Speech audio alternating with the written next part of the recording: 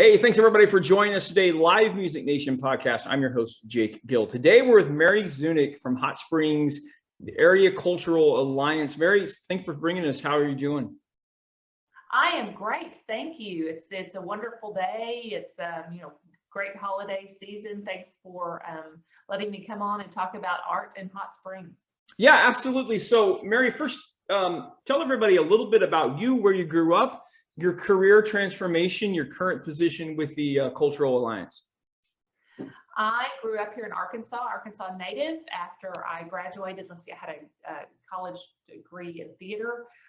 Never worked in the theater or never entered other than a member of the audience, though. Moved around, ended up back moved around outside of Arkansas, ended up back in Arkansas a few years ago, and began working with the city.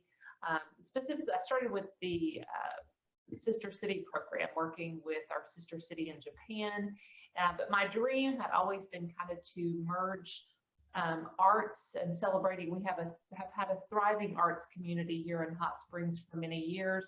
So I'm very fortunate to have a job that I love, and that I get to help people experience other cultures and learn about other cultures, and also help to promote our arts community here in Hot Springs, which is great for the 8 million people who find their way to Hot Springs as visitors each year. Yep. But also wonderful for our local community. Very good, very good. Give us a rundown of a couple of spring events that you guys host every year. Oh, absolutely. I work with the Hot Springs Area Cultural Alliance, and that is a nonprofit organization that we put together in 2014. We were very fortunate to go, what does our community need? We have this great arts community, but we don't really have we had a number of music festivals and an awesome documentary film festival each fall that's the oldest in all documentary in North America. But we didn't have one event that celebrated all of our arts community. So we put together Arts in the Park, which is a 10-day celebration of arts. Wow. Not just visual arts, not just theater, not just dance, but we really try to highlight and really promote all of the art forms represented here in our area. That is the last weekend in April each spring and goes through the first in May. So Mary, give us a visual. What does that look like, sound like, feel like, smell like? What are those 10 days like? Absolutely. It's 10 days, and there's up to 80 events that take place during the 10 days, not all put together by the Cultural Alliance. We put together a big calendar that kind of tries to encompass all of it. Many of the events are free. Usually we kick off that Friday night with the opening of an outdoor art exhibit. It's a 1-year-long exhibit that's down along the Hot Springs Creek Greenway Trail. So taking art out into nature. Wow. And where people are working out, maybe not going to galleries, but they can appreciate art where they are. Makes it very accessible for everyone to appreciate art. That first weekend, we have an outdoor arts festival downtown Hot Springs, right at the end of Bathhouse Row, a historic or iconic street in America with so much rich history there. So we have 2 days with artists, art vendors, music, poetry on the stage. We usually have a flash mob from one of our local high schools. They come and dance. Sidewalk art competition. During the week, each evening, we'll have a different event that takes place, whether it's a blues jam or we'll have the pocket theater with different performances.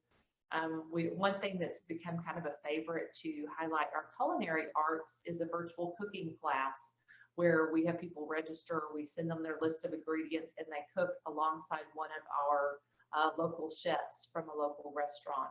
Oh, nice. The reason we hold it with going over the first weekend of the month is because the first Friday night of every single month for over 33 years is Gallery Walk, where our galleries stay open late, offer new exhibits.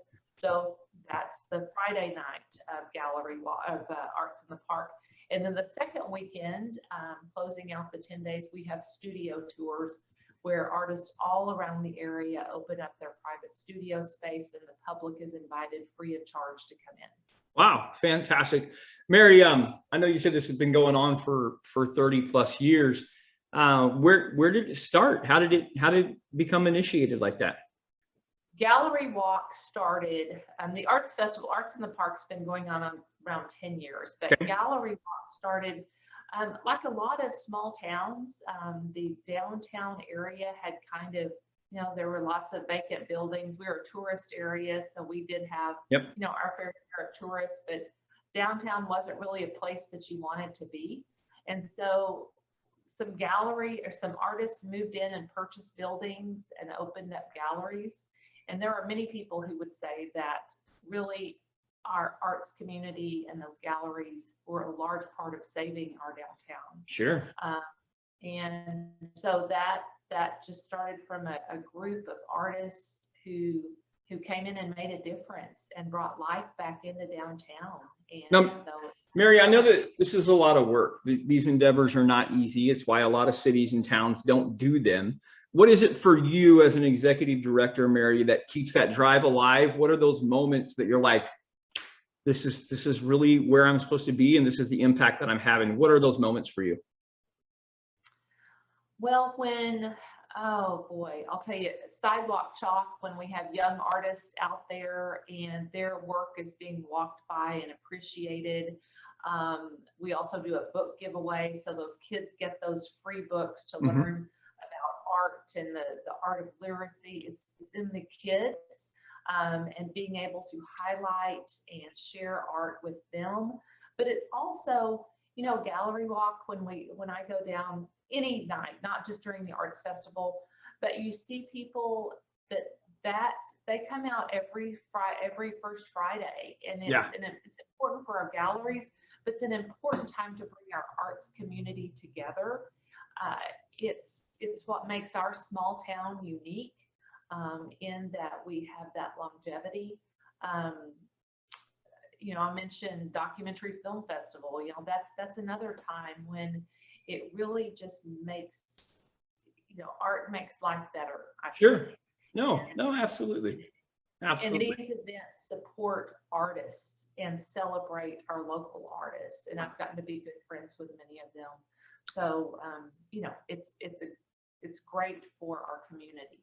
Yeah, no, absolutely. We definitely appreciate it. Okay, Mary, a couple of fun questions, because I am in the arts industry, but I am a live music entertainer. So I have to know two things from you. Number one, what is the best concert you've seen in your entire life anywhere?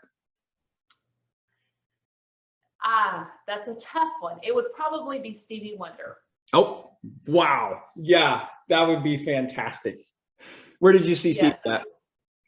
I was very fortunate. I had a business meeting in Denver, and I found out that Stevie Wonder was playing in Las Vegas. So I actually left my business meeting a little early, and we flew through Vegas on the way home and got to see Stevie Wonder in Vegas. So that's awesome. That's a great story. Okay, dead or alive, you could bring one act to Hot Springs for the community. Who would you bring? Oh, that's a tough one. I'll tell you what, there was a songwriter and performer from Hot Springs. His name was Henry Glover.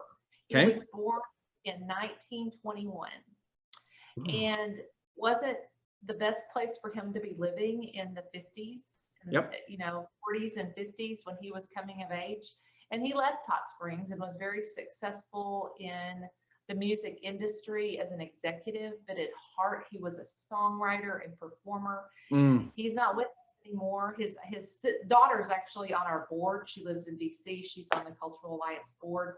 I'll tell you, Henry Glover is no longer with us here in Hot Springs, but here on earth. But I wish I could bring him back to Hot Springs and celebrate him and his life and his legacy the way it should have been celebrated when he lived here. Wow, what an unselfish answer. Nice job, Mary.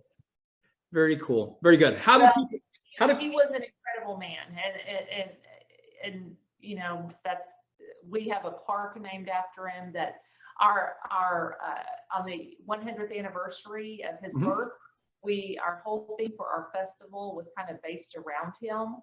and his life's work. And we have a park that our old park left. Oh, wow. Honor.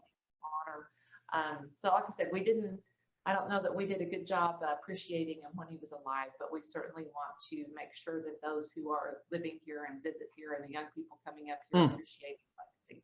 For sure. No, fantastic. Mary, how do people find out more about the Visitors Bureau and the Cultural Alliance and the events that you have going on through the year? Absolutely. hotspringsarts.org is the place to. It's HOTSPRINGSARTS.org. We put our events on there for the Cultural Alliance, but other arts organizations, events that happen in our community as well. There's also a map on there for our public art. So when people come here, they can find out a little bit more about our public art, or even you can find out about our public art without even coming to Hot Springs. You can do your own little tour virtually. There you go. Absolutely. Very good. Mary Zunick, thank you for joining us today. I appreciate you greatly. Well, thank you so much. I appreciate it. Hope to see you in Hot Springs sometime. Absolutely. Well, baby,